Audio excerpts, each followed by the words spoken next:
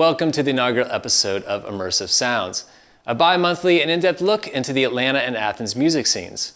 I'm your host, Luciano, and with each episode, we're going to bring you the latest news, music, videos, and interviews from all manner of local artists, from the established heavy hitters to the aspiring up-and-comers. In our attempts to cover a broad range of topics, we'll be working with various writers, producers, videographers, and photographers in an attempt to illuminate and make sense of this diverse and vibrant music scene we all share. And what better way to start off than with some new music releases? Topping the list this week is the self-titled debut by gospel and soul punk revolutionaries, Algiers. The trio, featuring Leone guitarist Lee Tesh, vocalist guitarist Franklin James Fisher, and bassist Ryan Mahan, have been earning international accolades for the heady ferocity of their socially and politically charged 11-song opus, which is out now on vinyl, digital, and CD via Matador Records.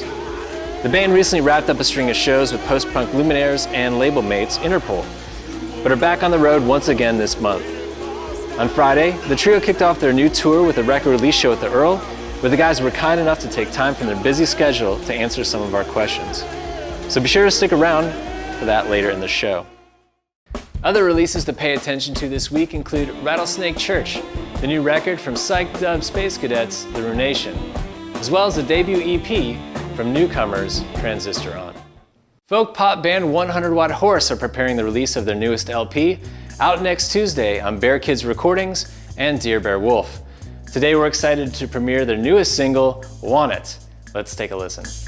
Lonely days have come again.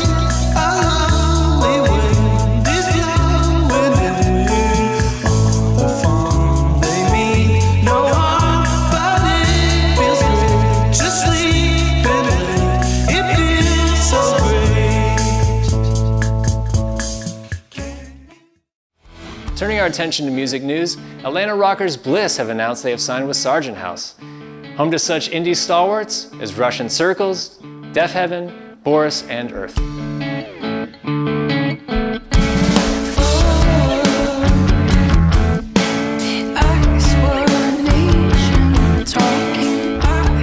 Details of the signing have not yet been made available, but Sargent House founder Kathy Pello announced via the label's Facebook and Instagram that the band would soon begin working on a full-length record.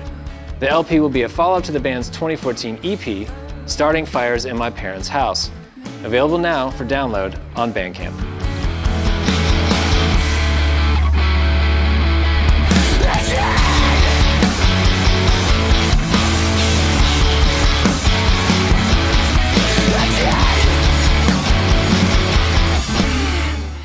Earlier in the show, we promised you an interview with Algiers.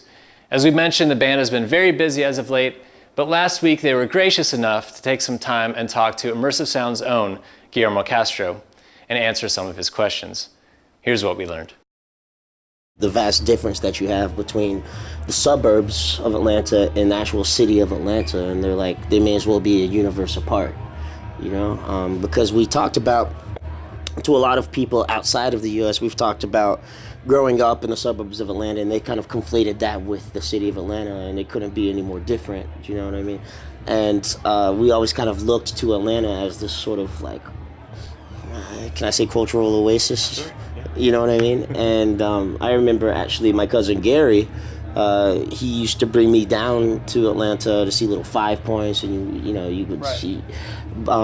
We all had different experiences with it, but that was kind of the first tier in what would later be many different steps and progressions of getting away from where you're from in order to gain a perspective.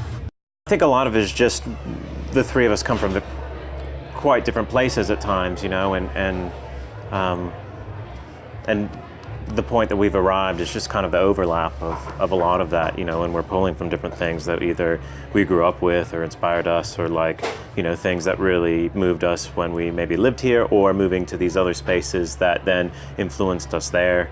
And I think, it's just an amalgamation of those things. And at the same time isn't linear, and for us, we've actually grown and developed in different spaces separately because we were living in different places when we were recording the album. So we actually were exposed to very different social situations and music situations, which kind of influenced us to look back. So for example, when I'm living in London, there's so many really interesting electronic music scenes going on, and that obviously influenced me to look back into what I was into when I was a kid, maybe going to the skating rink and listening to Cybertron or something like that. At the same time, I think there's always a sense of hope, there's always a sense of looking forward, because a lot of the things that we were actually, that inspired us and inspired me when we were working on the record was people who were writing philosophically and politically that were reaffirming basic tenets of truth, of justice, of anti-racism, of global solidarity.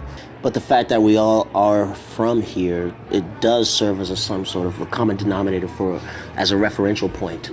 So that if one of us gets into something that may be alien to the other and he listens to it and shares it, then that may actually bring us back to something that we commonly shared and experienced here as Atlantans, you know. Well, that's all we have for you today. We leave you with more 100 Watt Horse and a list of must-see shows for Atlanta and Athens this week. Thanks so much for watching, and please check back soon for another episode of Immersive Sounds.